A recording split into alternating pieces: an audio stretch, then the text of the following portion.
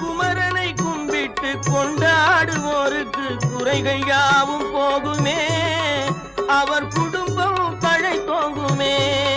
சூரசமர வேலாயுதம் பக்க துணை கொண்டால் சகல பயம் நீங்குமே. ஐயன் முருகனை கூப்பிட்டு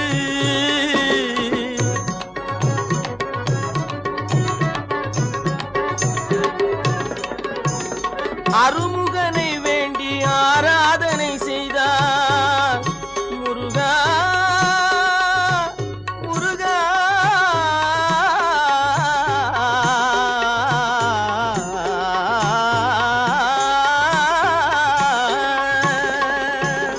அருமுகனை வேண்டி ஆராதனை செய்தால் அருகில் ஓடி வருவான், அன்பு பெருகி அருள் புரிவான்.